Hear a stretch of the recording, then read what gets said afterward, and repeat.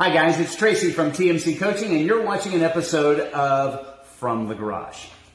Now, for those of you who joined me on 2 attempts of a live version of From the Garage, I got cut off both times. So I said, forget our internet connection, let me at least record the material and I'll upload it to Facebook at this time.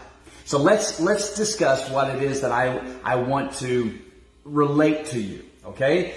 Your challenging zone and your comfort zone, 2 separate things. You're not going to be challenged as much if you stay in your comfort zone. Someone once said that if you want to go somewhere fast, if you want to get there quickly, go with someone who's already been there. Where is it that you'd like to take your business? If fear was no more a factor, where would you like to take your career? You see, there's a radical difference between your sweet spot and your strength zone and remaining in your comfort zone. You're not going to be challenged like the man who spent 5 years pushing a red button, and having the press hit, red button, push, again and again, went to apply for another job and said he had 5 years of experience. When actually, how long did it take him to learn to push the red button and the press would operate? May have only took him a month. Maybe it took him a year. Then he didn't have 5 years of experience. He had 1 year of experience and 4 years of repeating that experience. That's a comfort zone. A comfort zone is something that only allows us to repeat the same experience again and again and again, and it leads to burnout. We won't say much about burnout right now, but are you getting close to it? It could be an indication that you're remaining in your comfort zone when you really, there's a cry, a desperate cry from within saying, I gotta be released. I want to break free and get into my strength zone and lead from my sweet spot and be challenged. Those who reach the highest levels of success and lead significant lives are those who are willing to choose correctly between the road less traveled, that's the unknown, and the safe path. The safe road, playing it safe in life. And I want to encourage you here with just basically 5 suggestions. The first one is this: determine what you'd love to do with your life if you knew you could not fail.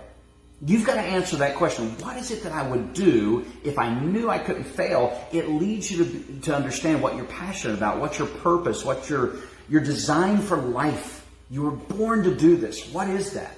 Once you know that, the second thought comes into play. Realize that to remain on your current path will only ever earn you more of the same. Now that's okay so long as you like who you are, you like what you do, you enjoy all that you have, and you like who you get to share your life with. If there's something that you're discontent with, something that is in your life that I just don't like that part, then it's an indication that a new path needs to be chosen. The third thought is this: once you try something new, expect failure and opposition. Nobody gets it right the first time. Nobody is good the first time. And as Margaret Thatcher quipped, you may have to fight the same battle twice in order to win it. So get ready. A new path, new road means you have less understanding about it. Opposition is going to come in. Opportunities for you to learn because of failure is going to come, which leads me to the 4th suggestion. Learn from the loss and attempt the same thing a different way. You see, you decide this is not the path I need to be on. I need to be on this path. But as I get on that path, I'm experiencing more failures than I was if I stayed in my comfort zone. And that's the temptation, to come back to your comfort zone. Don't go back on that path. That's the safe zone. The safe zone is not going to lead you to the success and the measure of significance in your life that you truly want. So stay in that challenging zone, leading from your sweet spot in your strength zone, understanding that failure is going to come, and when it does, learn from it, get the lesson quickly, and then adapt, modify, correct some behaviors, and make some adjustments and get a different result. The last thing, read from, follow, and find a mentor who is right now where you want to be, and use him or her as the resource to, number 1, escalate, and number 2, accelerate your journey. Remember, if you want to get there quickly, Find someone who's already been there. Use them as, that's the power of mentorship. It's so powerful. Now, I want you to remember the law of sacrifice always. The law of sacrifice says that you must let go of something lesser to grab hold of something greater. And while that may be very simplistic and elementary to most of us, you will always come up short of your true goal when you hold on to all that's holding you back. In a nutshell, that is the law of sacrifice. We have to learn to let go of competing commitments. We got to learn to let go of limiting beliefs. I'm not smart enough. I'm not fast enough.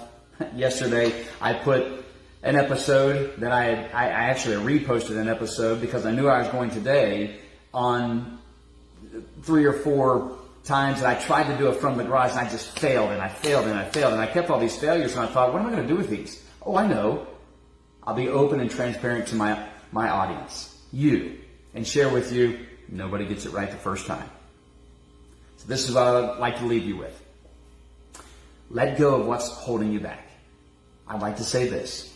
You got this. I believe in you. You need to believe in yourself. You need to believe in yourself and you need to let go of what's holding you back. Go for it. Play large. Plan big. Do the work. Trust the process. Always remember, in the words of Winston Churchill, never, never, never give up. And I'd only add, never give up on your dream. Thanks for joining me today on From the Garage. Go get 'em. You got this. Be well.